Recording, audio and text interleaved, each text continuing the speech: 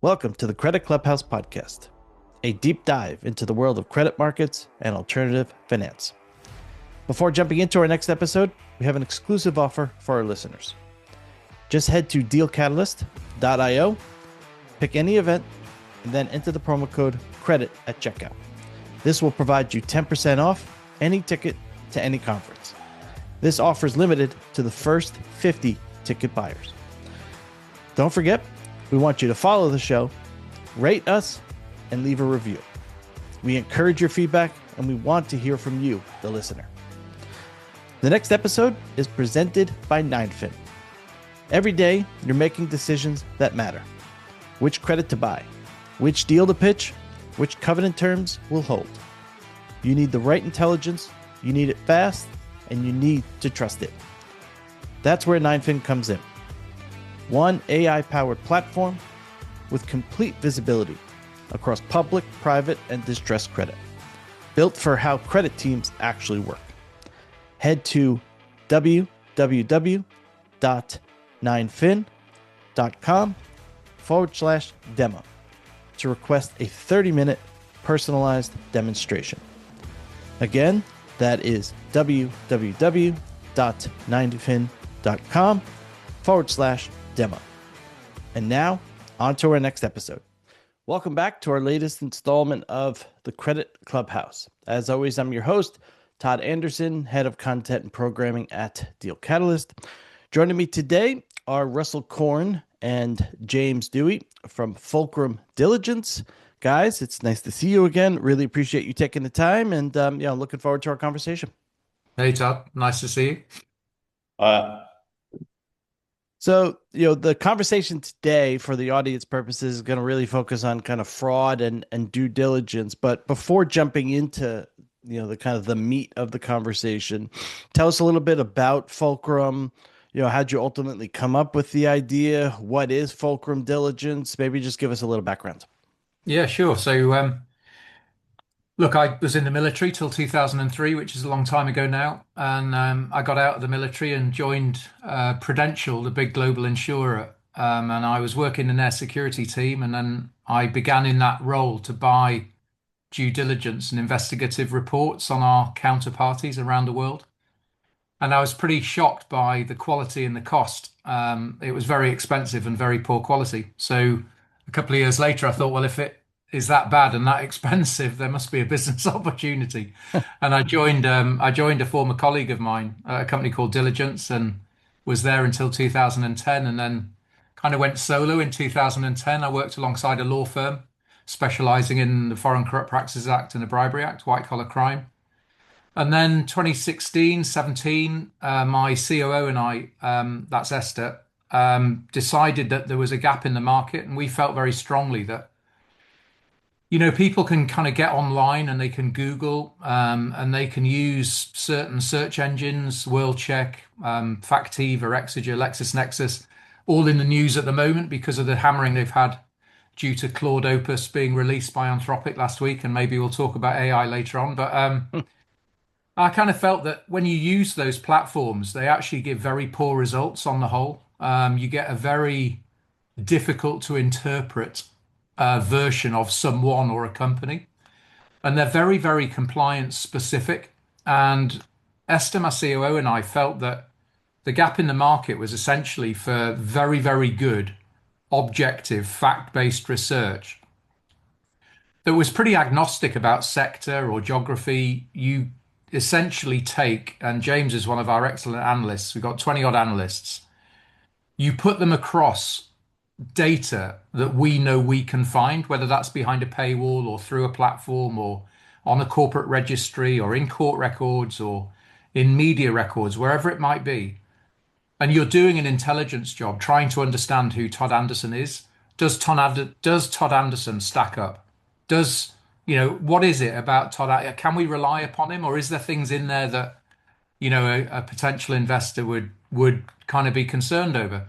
And that is the genesis of Fulcrum Diligence. So 2017, we split from the law firm, set up on our own, and we're now 2026, 20 odd people, good turnover, great clients, and they like us for the fact that we sit in this kind of objective fact-based research slot. We don't do too much what I call rumor control, human intelligence, subjective. My granny told me Todd was a great guy. We're very much more kind of, well, actually, there's a court record saying Todd was done for corruption in 2021, and that's irrefutable. Whereas, your mate's granny didn't tell me that. So that's our method. That's how we present ourselves to the market, and yeah, we enjoy what we do. We always come up with something. Put it that way. So, moving the story to closer to obviously the markets that we cover here, there were a couple of names late last year. I'd probably say more on the backside of last year that kind of really sucked up the oxygen in the private credit space in particular. And those were obviously Tricolor and First Brands. You guys put together, a report. Ultimately, I believe it was just on First Brands. What did you uncover with that report? What did you find? Well, let me give the context first, and, Yep, and then that'd be I'm going to great. hand over to James, who is the lead analyst and really got into this. So the context for our involvement is essentially an owner of a company, and the Patrick James proposed to buy that company, and it was an auto products manufacturer. Everyone became familiar with what First Brands did, and the client effectively found himself uncomfortable with what he was seeing of Patrick James with his Google checks and his kind of like, who is this guy? So he rang up and said, and I've worked with that company for very many years. And they said, look, there's something about this doesn't stack up. This guy we're selling to, we're just a little bit uncomfortable. Can you have a look?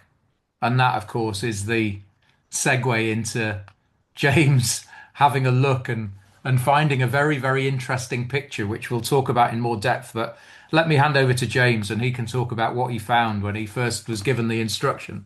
Hey, James, have a look at this guy, Patrick James, and his company. Yeah. So yeah, I mean that was kind of, I would say, two years ago now. And obviously at the time, this is well before it all came crashing down. So the most notable thing, when you kind of stuck your, started digging into it, was that there was nothing. There really was nothing out there on Patrick James personally. There were kind of very like obvious, the stuff that would come up now very obviously is AI generated kind of articles about, what is the best, auto part for your specific car, nominally under the authorage of this Patrick James, which obviously was entirely nonsensical. Outside of that, no photos of him, very few details on his corporate history prior to First Brands, and even the story of First Brands was incredibly, there was very little detail about it. But what did surface, and again, you get this just through kind of digging around just on the web, were two lawsuits in the late 2000s, wherein creditors alleged a kind of a series of practices which for any future lender would almost certainly raise a red flag, which included the misstating of assets, going bankrupt, having transferred collateral out of the companies which were borrowing money. That was the picture that was given by two lawsuits. Now, obviously, these lawsuits, they were settled out of court. There was no conclusive, fraud has been done or anything like that. But by going further than just reading the web page, the press releases or whatever, getting stuck into the legal records as they existed, really giving a picture of what exactly was going on, it became pretty clear that this was a pretty significant red flag. From there, it became clear that we needed to go deeper. We read the basically kind of scanned records of local newspapers in Ohio where his businesses had been operating in the 2000s, which made clear that a couple of manufacturing plants that he had owned had kind of abruptly collapsed, leaving people, mass layoffs, creditors unpaid. I think there were grants from New York State that were kind of violated by the, they should have been paid back because he'd violated the terms of them by the firms collapsing. We were doing, kind of went onto Facebook groups of former employees at these firms. We reached out to ex-employees who were very firmly giving us a no comment. We reached out to a journalist who said even writing about a kind of a purchase of one auto parts firm was like the hardest story he'd ever had to write because it was just so obstructive throughout.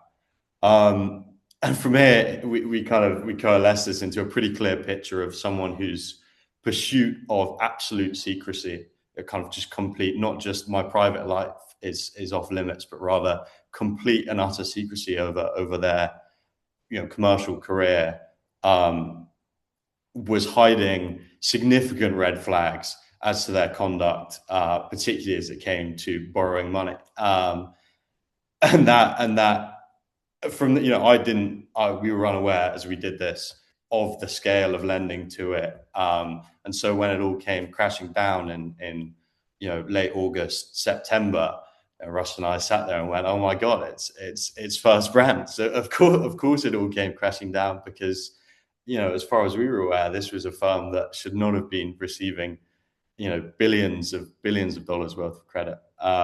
And so from there, I spent a lot of time reading about private credit and, reading the FT and Bloomberg and whatnot. And I talked to a couple of people who worked in the industry, and it became clear to me that, there's a reason why, this was able to happen. And that is kind of, I guess, what we'll discuss now. I mean, a couple of questions come up from that.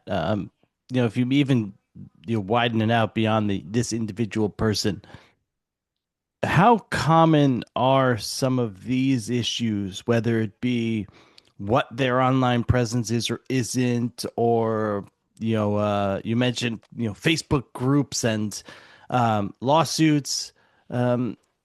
Is this case an instance of, hey, this is an anomaly, or are there other things like this in the market and people just aren't digging because either they are they know the CEO and it's, hey, I know that CEO, let's get the deal done, it's relationship based, or we have a lot of capital, we need to deploy that capital, let's get the money out the door. Like, where does some of this cracks begin to form, and then you ultimately end up lending to someone like this and then it all comes crashing down? Like, how common are some of these issues? I mean, you guys do due diligence, for a living.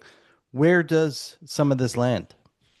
So it would be wrong of me to suggest that it's commonplace. Bearing in mind, we're not unlikely to be instructed unless there's a problem, in that we do a lot of pre-investment due diligence just as a matter of practice.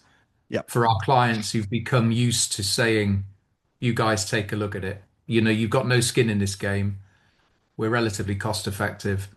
Why wouldn't we have a look at it? Because often when our clients have seen our work, they're kind of like, hey, just get those guys to have a look at it just in case. Yeah. So I wouldn't suggest that it's endemic in any market. Of course it's not. But going to what you were saying, I think there is the opportunity to exploit a situation, and that Patrick James is a highly intelligent individual. And I think he probably recognized the utility of exactly what you've just referred to, which is a combination of, we know the guy. Number two, the next lender comes in and says, look, those guys have already lent to him.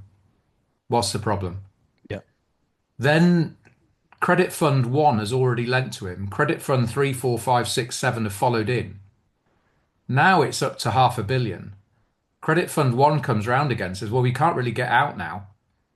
If we did, it would start to kind of question why we got in the first place. And you've got Patrick James in the middle spinning plates, just ticking boxes all the time, just keeping them all in the air, answering the questions he's asked, satisfying, a level of compliance due diligence, let's call it, where if you'd run Patrick James through any normal compliance process, he would have come up green every time. As James has alluded to, there's very little out there about this guy, and certainly not enough to raise a red flag at a normal compliance level of, and let's not forget, compliance is, will I have regulatory difficulties if I lend to this individual? So there's the different questions there. Can I? Should I? And that is something we deal in all the time. Can I is compliance. Should I is a completely different question. And we're in with Patrick James. You could, but you probably wouldn't have wanted to. And so, yes, of course, you're asking a loaded question with respect to the fact that I think there's a lot of, we know this guy. We've been doing business with him for 5 or 10 years. It's the classic, everyone knows the issue of, I got a bank account, and because I've got a bank account, I could go to another bank and they gave me a bank account. And then 5 years later, I asked whether I could put $1 million through that bank account, but I'd only told them £100, $100 when I first opened it. And that is just really commonplace, where the banks then don't reassess. And I'm sure it's the same in the credit markets, and even more so in private credit, where there aren't perhaps the same, I don't want to suggest it's not as rigorous, but in commercial lending, there are so many gateways to get through, so many credit committees, so many layers of bureaucracy. In the big private credit funds, I think there's an urgency, as you say, to get the money out of the door and get it working. And that could well lead to a few blind spots around people like Patrick James and others. Greenhill's the obvious other one we had in the UK. Yep. Yeah. I mean, obviously purely the structure of private credit incentivizes long relationships. When it comes to asset-backed finance, it is, you want to build a relationship over a long period of time, offer a kind of revolving credit, and that relationship is necessary. But equally, you reach a point where, in the case of First Brands, I mean, Jefferies were massively exposed in kind of multiple ways through their private credit fund, and also working as investment bankers for First Brands. And at that point, you have such a commitment to the continued functioning of First Brands in this case, that any kind of, third party, let's look at it again, let's be a bit cynical, let's see how we'd think about this if we approached it for the very first time. It's impossible to achieve that kind of level of objectivity once you're already so kind of deep in that situation and that relationship is already built. And alongside it, the opportunity cost of not deploying capital is so high in the current situation, where you've got loads of cash and you've got loads of competitors who also have loads of cash. So clearly, kind of reached inflection points, certainly over the last few years, kind of a very peak. I mean, maybe it's not the peak. Maybe there's years more of private credit growth to come, but clearly there is a kind of bit of a moment of reckoning. And coming back to the question of how common is it, it's not that common. There are so many businesses that receive private credit, and only very few of them are going to be fraudulent. But the problem is, in the case of First Brands, Tricolor, Cantor Group, 777, and that Greensill and Stan back in the UK, it is the credit has stopped being quite so accessible. People, retail investors obviously blew out this morning of whatever it is, stopping withdrawals. Like, people, a fright has hit. And once that happens, clearly the frauds that are out there that remain uncovered are going to quite quickly become uncovered. And so, yeah, it could we could see a few more yet, as more impressive people than me have pointed out. There's a couple of things that you brought up when talking about the diligence in the report you guys did, and I wanted to just ask a little bit further about those. One was, online presence, and clearly in this case, it was a red flag given how little there was. What is, I guess, considered a normal online presence? Like, is there, hey, X amount of data points on a person, and it's like, all right, this person seems legitimate. Maybe they had something happen a while ago, but like, is there a typical online presence? And then second part of that question is, as we look at the balance of kind of privacy in this new age of everything being online, do we or not, show everything of ourselves, but then you have, the battle for privacy. Like, how do you think about these two things clashing, of someone that clearly wants to worry about their privacy and not too much getting out there, but also balancing that out with like a natural online presence? In this case, I understand it was clearly a red flag, but like, is there kind of a normal sense of this? James, why don't you talk about what is normal, and then I'll talk about privacy, because that is a really, really fascinating point. Yeah, I mean the kind of what is normal depends a lot, and in no way, and we're very strict on, like, we're not going to kind of make fake accounts and follow people who are on, who've got their private social medias and stuff like that. And that's not what we're interested in at all, really, unless there might be some kind of glaring conflict of interest. Yeah. What we are interested in is the kind of public commercial life. And in the case of Patrick James of First Brands, the issue was less so, oh, we can't find anything about his private life. The issue was he was a significant commercial figure whose commercial life was utterly hidden. Like, the kind of stuff of that there is, other than one kind of bio on a founder. He'd been the board member of a foundation, and there was a kind of 2-sentence bio. Not a single, no LinkedIn is the most obvious one. Like, who runs a business in this day and age, a significant one, without even having a kind of perfunctory LinkedIn? Like, Yeah. It doesn't give people information they can't find out themselves, but it's just a kind of basic level of, like, okay, here's this guy at the most straightforward level. I can look them up. I can see who they've worked for and what they've done.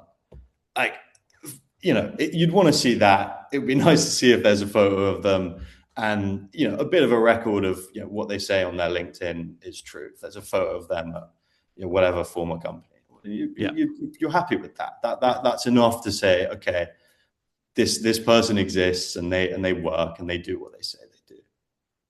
And I would think, especially at like the CEO level, I would think like CEOs tend to be quoted a lot. Like, there's lots of newspapers, like the CEO of a large credit fund, or like Apollo or Blue Owl. I mean, you see them on Bloomberg, you see them on these shows all the time. You see they're quoted. Like, there tends to be a naturalness of, like, A, getting in the news, and B, just being covered naturally. And that clearly threw a red flag, because there was like one article. Yeah. And particularly given the like industry that he was in. Like, yeah, there is no kind of reason to have like absolute secrecy as the head of a growing auto parts firm. Like, there's no reason why all mention of him would be scraped from the internet or removed. The secrecy of auto. Yeah. Yeah. No. Yeah, Todd, the kind of privacy question. Yeah. It's my belief that if you're going, you need to generate confidence. You need to make yourself available. And as James has alluded to, that you have an absolute right to privacy in your private life, frankly.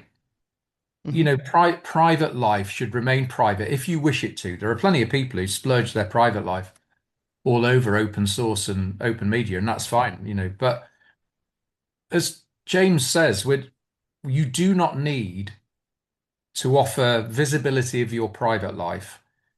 However, if you are in the business of borrowing billions of dollars for your business, there has to be a presumption that you need to behave in a transparent fashion.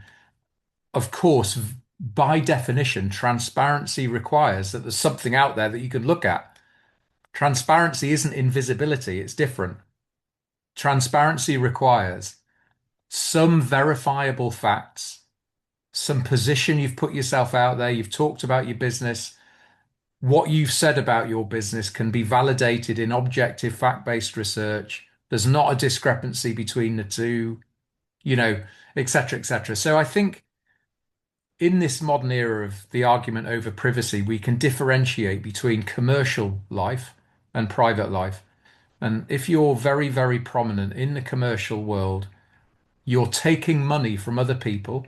And again, it can get quite removed when we talk about private credit, and it kind of feels like it's a long way away from you and I's pockets. But we all know it's your 401s, it's your money has gone into that fund and blown up. Somewhere down the line, every dollar that went in there came back to an individual. Somehow, some way, someone's pension got blown on that.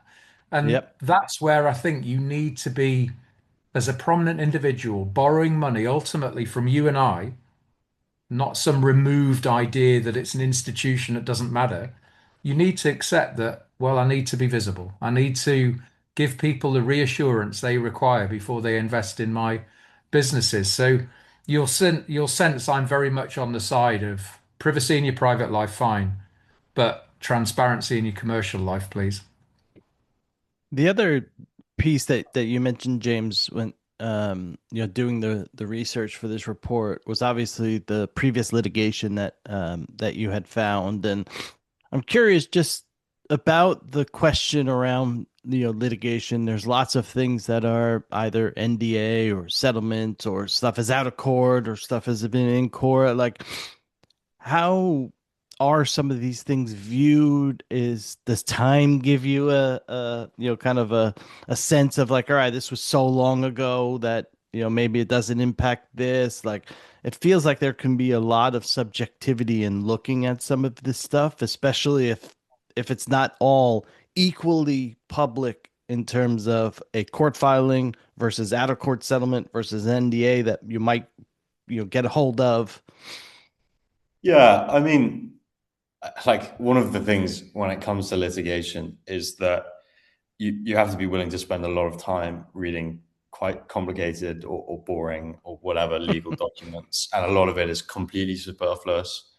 And obviously, I've tried to kind of use AI and stuff like that to kind of maximize efficiency when it comes to reading these things. But so much of the time, particularly when anyone can look at the final judgment in a lawsuit that's settled. When it comes to issues like this, or lawsuit that's ruled on, like, that's fine. But obviously, almost all of them end up settled. And so quite often it requires spending large amounts of time reading quite closely the contours of the litigation. And that's much further than just, he sued him because of this and they sued back, but rather getting your head stuck in and really picking apart the allegations made.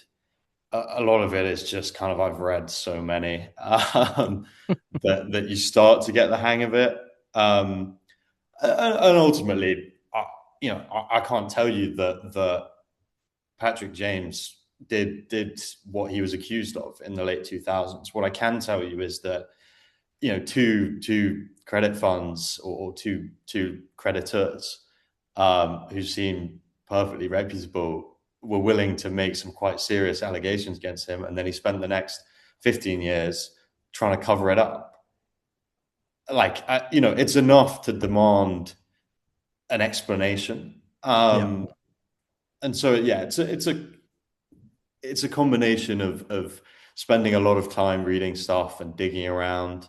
It's a combination of knowing that you're never going to get the kind of final smoking gun of who did what and how it all resolved.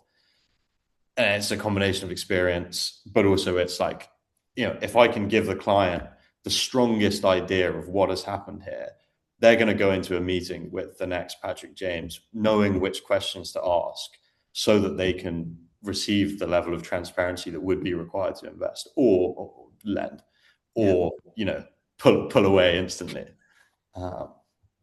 Before we jump to the question around AI, because I think there's a lot of interesting things to dig into there and some fun around that. I did want to go to something, Russell, you had mentioned at the top, when you were at Prudential, and the cost of the research and how poor it was. Kind of what does some of that research look like? Like, what are the common mistakes? Because I presume these credit funds or insurance companies, they have billions of dollars under management. They're probably spending money on diligence. Is it the wrong questions they're answering or the wrong stuff they're looking at? Like, what was lacking in a lot of that research that clearly makes them want to go to either a Fulcrum or even someone else to then say, hey, we need a neutral party to look at this? Is it just misaligned incentives? Good question. I alluded to it earlier. I think there's a disconnect between a reliance on compliance and the sense that the compliance teams in these organizations will flag an issue. So can I versus should I? I think there's a disconnect there. I think compliance are there to say you can, and yet there's a gap in should you. And should you falls to the deal teams themselves quite often. And there's probably a degree of arrogance, if I was completely honest. There's a lot of, we often get quite cynical. Well, I can Google, that's all you're doing, which massively underplays, personally 20 years of experience. And then it takes us 6 to 9 months to train an analyst to get even near where we need them to be in terms of thinking about, looking for, connecting the dots, doing really good intelligence work. Yeah. I think, unfortunately, my sector does err towards the whiff of cordite, if you like. It's a great expression for being able to charge a lot of money for not doing a lot of work. So if I can bring into you the sense that, I used to be in the CIA and I'll do whatever I do, I can't tell you about, but I'll come up with something that, you then rely upon. I'll charge you a great deal of money for it. And then your incentives are very definitely misaligned because you've paid me a lot of money, I'm incentivized to find something. And the find something is often going to be subjective rumor control. Yeah. Maybe he's a bad guy. I don't know. I heard from this guy and that guy. And there is always the whiff of cordite around that. The difficulty with it is it's very difficult to action. It's very difficult to be certain. It's very difficult to even present. If I was going off asked to look at Todd Anderson, and I got some kind of human that said, oh, Todd, not too sure about that guy. I can't sit opposite you, Todd, when I'm trying to assess whether I should lend you or not and say, oh, I heard some dodgy rumors about you. Because you're going to sit there and go, from who? How? What? Yeah. Whereas if I sat opposite you saying, hey, Todd, I can see a court case in 2016. You settled it out of court. Can you tell me about that? Well, Yeah. you're probably going to have to tell me about that because it's irrefutable fact, right? So, Yeah. The level of the difference there is pretty stark in terms of how perceived the person you're sitting across is going to answer that. And yeah, when you can sit yeah, there and say, what is this versus I yeah. heard this, it's a I definitely heard, a I heard stark this is a difference. relationship wrecker, right? And the as we Yeah. alluded to earlier, a lot of this is done on a relationship basis where there's a lot Yep. of private capital wanting to deploy. And I want to give it to you, Todd, because everyone else wants to give it to you as well. So, but I don't want to ruin our relationship by saying, I paid for some due diligence and, someone's granny told me that they knew someone down the shop that told me that you did this. And, Yeah. that's just not going to work. So, in answer to your question, well, it's why we exist, sales pitch, et cetera, et cetera, is there is a market for really good, objective, fact-based research and fantastically intelligent lenders in the private credit markets didn't do 6 to 9 months training to be an intelligence analyst analyzing and accessing open source that's taken us 20 years to understand where it resides and how to find it. So that's what we need, people potentially to accept that there are organizations out there that are capable of doing better research than they can. And that's a big one, right? If you're Goldman Sachs, you just think no one's as good as me because we hire Yep. the most expensive MBAs going. And you're like, well, actually, we are better than you because we don't do what you do. We don't pretend to be good at what you do, but you're not as good as at what we do as we are. So lots of interesting things there. You've asked a great question, but yeah, it's a constant struggle to kind of overcome the assumption that everyone's so bright they couldn't possibly miss it.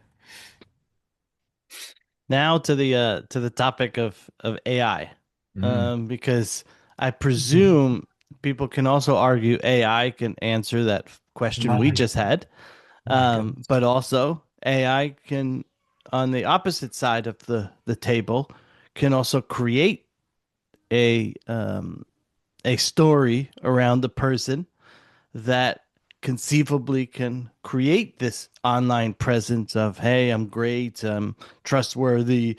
And so how do you guys think about the double-edged sword of AI, which a lot of it is still what goes in is what comes out, and so ultimately what is the data that's ingested by AI, and it's clearly getting smarter, but it's not never going to be perfect unless there's perfect information put in.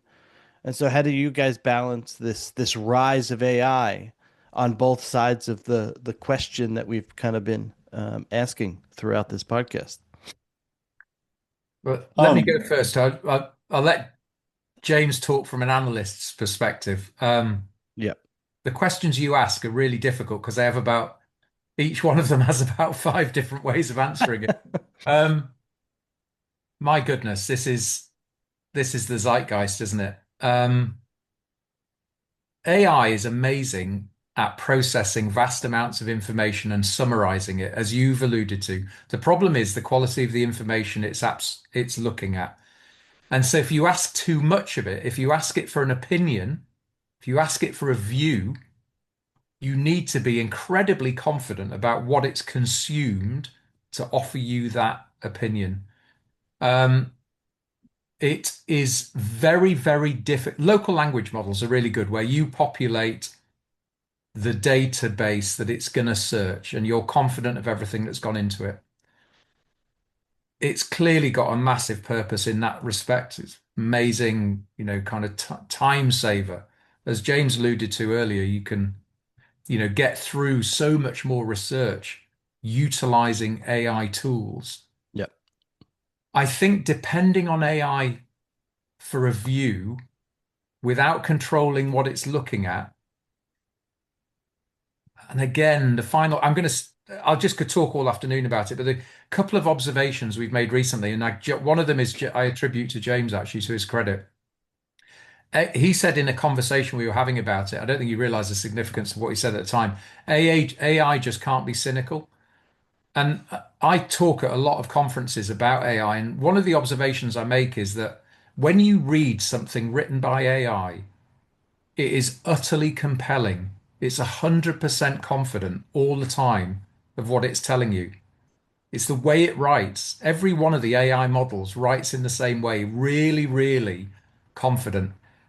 But it absolutely doesn't take into account what humans can do, which is balance, qualify. I haven't seen as much as I'd like to see, and therefore I'm not as confident as I would be.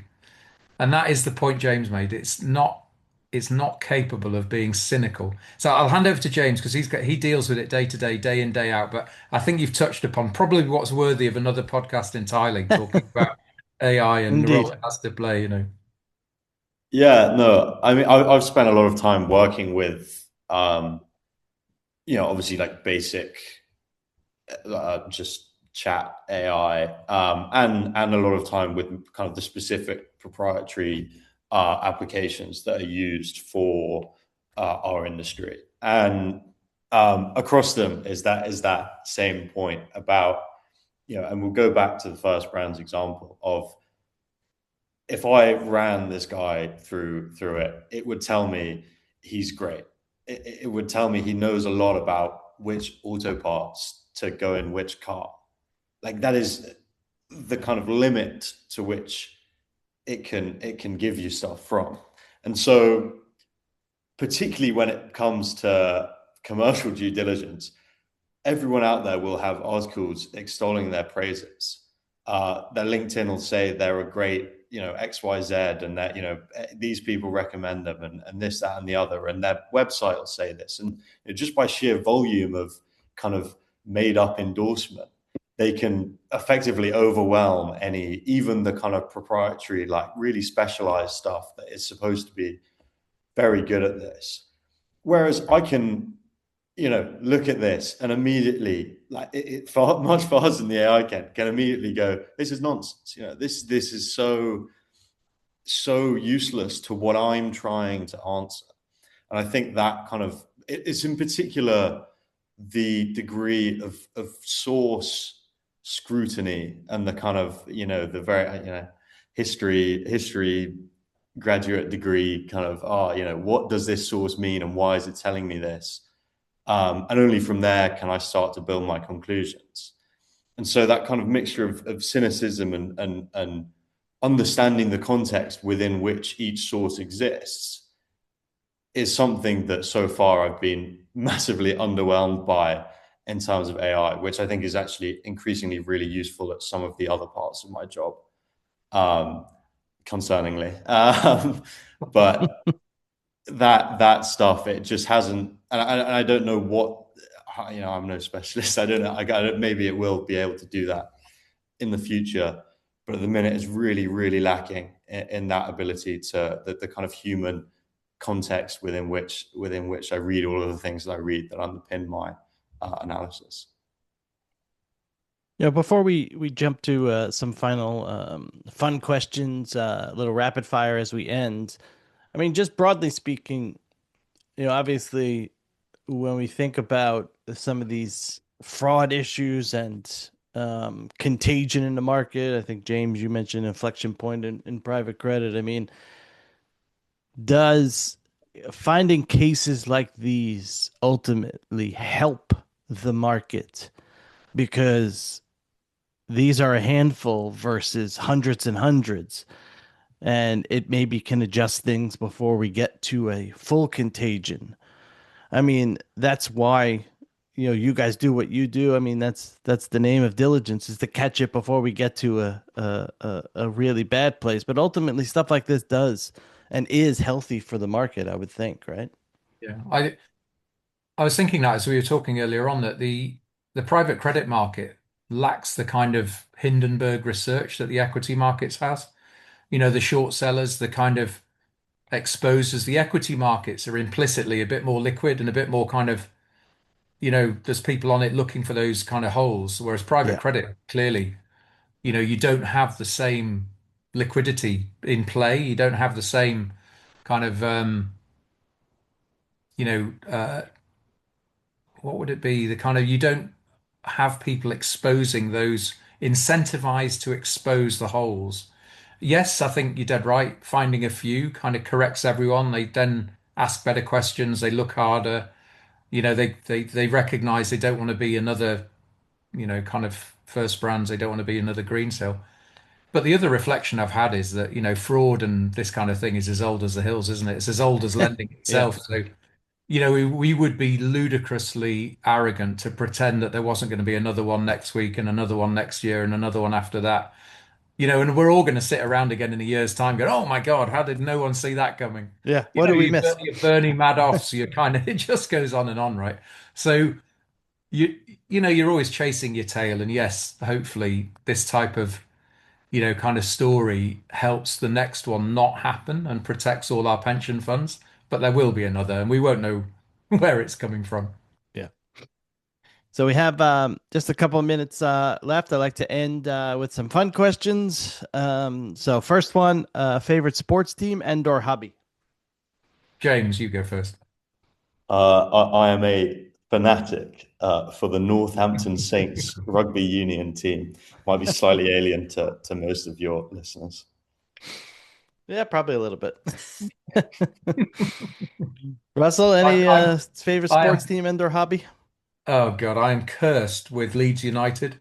So I grew up in Leeds, and everyone around the world who's a Leeds United fan will know what I mean. The highs and lows of supporting Leeds United. So yeah, Leeds United. Tell us one surprising thing about yourselves. I'm learning to play tenor saxophone, so it just shows you're never too old to try and learn something for the first time. And Interesting. my family hate me for it. James? Well, I'm so disappointing, unsurprising. But on the same note, I was once a very talented singer with a very high pitched voice. One book that you guys would recommend reading. 110% Matterhorn by Karl Marlantes. And that is have you read it? I have not. It is unbelievable. He was a US Marine in the Vietnam War, and it took him 30 years to write this book. It's fiction, but it's based on his experiences in the war. It's the kind of book, it's 700 pages. I started reading it. I went to sleep at 3 o'clock and woke up at 4 o'clock to finish it. Unbelievable book. Wow. Absolutely unbelievable. It's a great book. I mean, I was going to go with Moby Dick, but I think more specifically on Adam Tooze's Crashed. That was the thing that really got my head around financial markets and financialization and how it all goes wrong. So on the note of this podcast, seems to make sense. Most exciting part of your job? Well, it's definitely not the train journeys into London, that's for sure. I tell you what, it's things like First Brands. It is genuinely, we did that piece of work, we forgot about it. It had a good outcome for the client because he separated away from Patrick James at the time. But we never would have known any more about it had it not been then the Financial Times and the article where we went, holy moly, look at this. So that's the kind of exciting side of what we do is, when it blows out into open source and it's the subject of global news coverage, it's really, really good fun. That's great fun. Yeah. I mean, the kind of, you just get this incredible thrill of the chase of I think we've got something here, and you dig and you start putting things together, and it just once you grasp it, it does feel pretty cool. And then final question, one prediction for the next 12 months.